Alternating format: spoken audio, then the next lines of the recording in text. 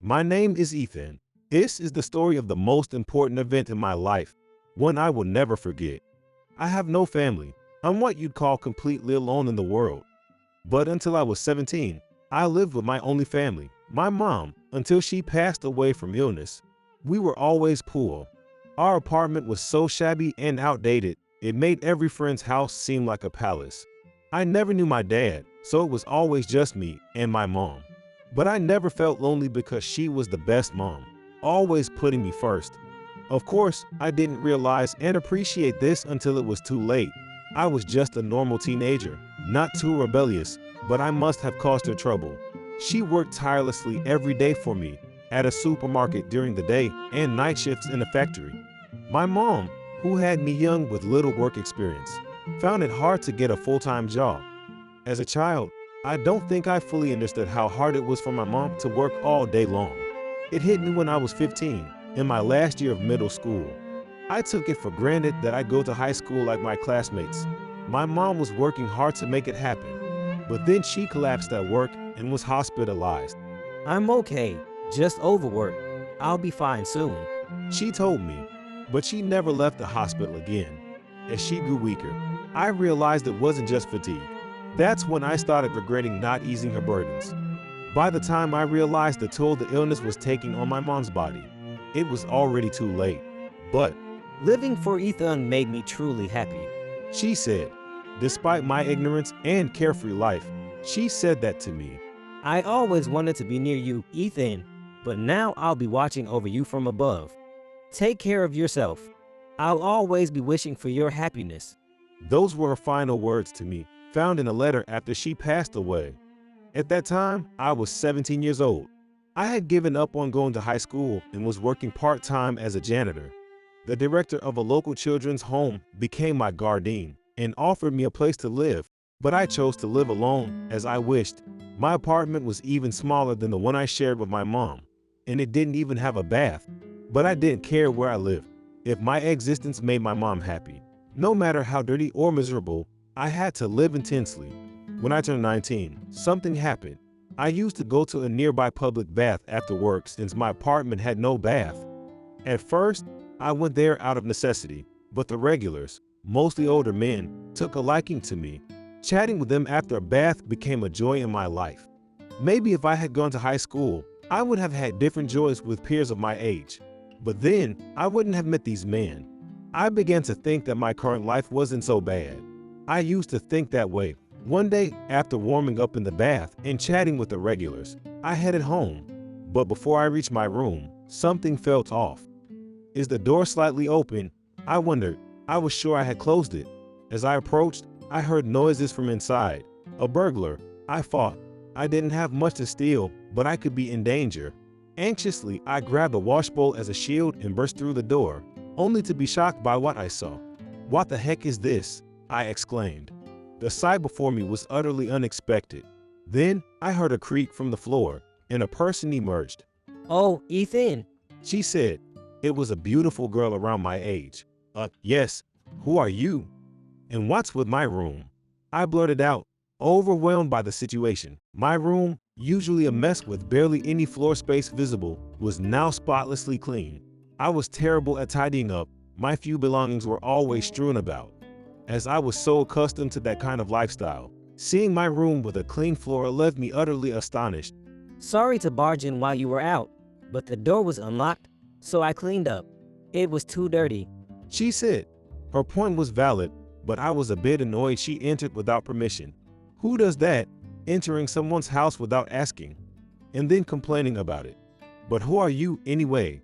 Knowing my name, I wondered if she was a former classmate, but I couldn't recall. I'm sorry. My name is Emily. Don't you remember me? We used to live in the same neighborhood when we were kids. Hearing that, I finally remembered her. Oh, Emily, I didn't recognize you. Emily was a girl who lived in the same rundown apartment as me, and we played together often from kindergarten until the early years of elementary school. But around the time we graduated from elementary school, her mother remarried and they moved abroad. I remember there were rumors that despite being so poor, they suddenly became wealthy. That's why I didn't recognize her. She had grown up and looked completely different from when we were kids, and I thought she was still living abroad. But just because it was Emily who cleaned my house, it didn't make it any less strange. Why, after almost 10 years, did she suddenly find my house and clean it? When I asked, she didn't give me a straight answer. Well, that's okay. I just wanted to see you after so long. She said. I couldn't believe that was the real reason, but I couldn't be upset with an old friend saying that. I see, I replied, trying to go with the flow, and started looking around the clean room. The floor was not only free of clutter, but also dust-free, and the tiny kitchen was thoroughly clean too. My house can be this clean, I marveled, feeling like it was a completely different place. Emily even cooked dinner, which was a first in my house since I always settled for cheap meals. Eating a home-cooked meal in a clean house, it reminded me of the times I lived with my mom and warmed my heart. After dinner, Emily tidied up everything and left. Thanks for everything, I said. No problem. I'll come again. She replied with a smile and left. It was easy to talk to her, despite not having seen her for a while. I usually struggle to talk to women at my male-dominated workplace, but strangely, I was comfortable with Emily.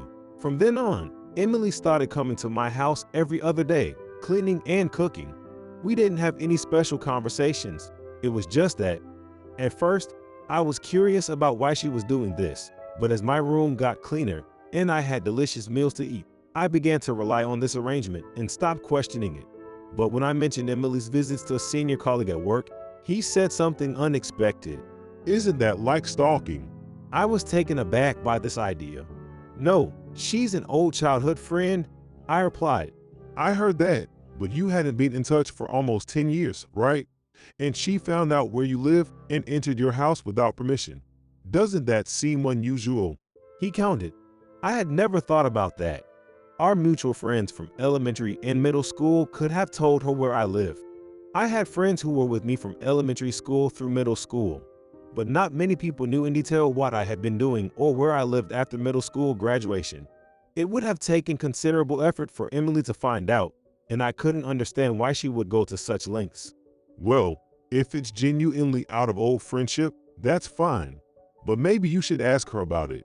My senior colleague suggested. His comment made me decide to confront Emily about it. That evening, after returning from the public bath, Emily was there. Welcome back, Ethan. I made beef and potato stew today. Coming home to someone waiting felt warm and welcoming. But after my conversation with my senior colleague, I couldn't help feeling a bit uneasy. Thanks, I said, tasting the beef and potato stew Emily had made. It brought back nostalgic feelings. I remembered how we used to have dinner together with my mom, just the three of us. Emily then remarked, We used to eat beef and potato stew together in the past, right? Surprised that we were thinking the same. Yeah, that's right. I could only respond. Emily began to share a memory. I can say it now, but my mom used to work nights. Dinner was always a convenience store meal, and I ate alone. So becoming friends with you and meeting your mom, who was so kind and warm, made me really happy. I felt like I was understanding Emily's feelings for the first time. As a child, I hadn't thought about her background, but my mom certainly cared for her. Maybe she knew everything about Emily's situation. Thinking this, I wondered if Emily knew about my mom's passing. If she cared so much, I thought I should tell her. I said to Emily with a nostalgic look in her eyes, You know, my mom passed away from an illness the year before last. Hearing this, Emily's face turned sad. Yeah, I know. She replied. This rekindled a question I had almost forgotten. How did Emily know things she shouldn't have known? My senior colleague's words echoed in my mind. Maybe not a stalker, but I couldn't ignore this question any longer. I put down my chopsticks and asked, I've been wanting to ask, Emily, how do you know everything about my current house, my mom's passing? Emily looked surprised, but sensing my seriousness, she began to explain. Sorry for beating around the bush. It must have seemed suspicious. I nodded honestly. Then she smiled slightly and shared her story. Before moving abroad, I visited your house. You weren't there, but I think I saw your family as my own.